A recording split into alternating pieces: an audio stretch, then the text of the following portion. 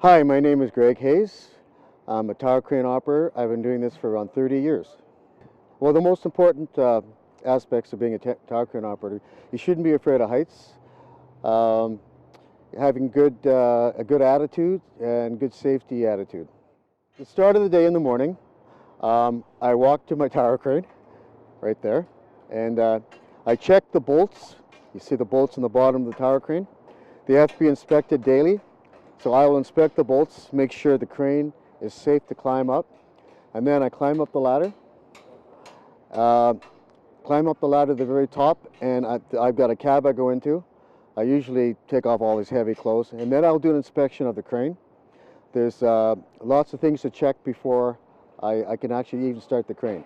And then once I start the crane, I'll do a tip test, a limit test with a block and check my limits. And then I'll communicate to Lawrence that I'm ready to go. I'm approximately 180 feet in the air. The cab is sitting 180 feet in the air, and the cab is very comfortable. You get a really good view of everything, and it's very safe up there.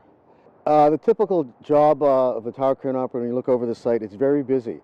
A lot of men, different trades doing different things, and you need to work with all the different trades so in a safe manner and have good communication with everybody.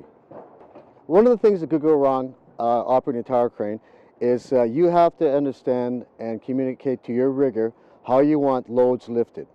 Because if a load is not lifted properly and secured, it could fall, therefore injuring or maybe killing somebody. So it's very important you have good communication and the loads are rigged properly. The process I used to lift that panel to put it into the core was as soon as my rigger communicated to me that the job we were going to be doing, I picked up the panel, made sure it was level when I stood it up, so it wasn't swinging around anywhere. It had to stand up straight, and then I hoisted it up to where the men could reach it. And as you saw, they had to turn it, so I had to keep it away from the core so it was safe enough for them to spin it.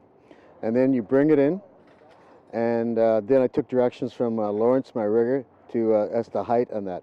A lot of this has to do with depth perception, because he can't really tell you the height. He can finish the height, but you have to have depth perception to get it up in the air to where you're going.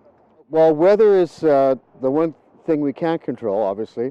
This crane is shut down at, depending on, all cranes, it depends on the manufacturer, anywhere from, depending on the jib, anywhere from 15 miles an hour to 45 miles an hour. It depends on wind. Electrical storms, you have to shut down the crane because if the crane gets hit by lightning, it could kill somebody on the ground. Yes, once I climb up in the morning on the tower crane, I stay up there all day. Different operators do different things. Some guys want to climb down. I just stay up there all day. It's nice and warm in there, and yeah, you're always busy. You got lots of communication. Usually you have 2 radios you can talk to people, so you just stay up there all day. Well, usually you don't get any time. You just keep on working steady.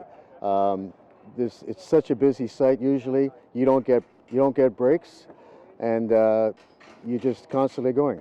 So yeah, it's busy. Working outside with the men, it's a positive attitude, and we usually have a fun day.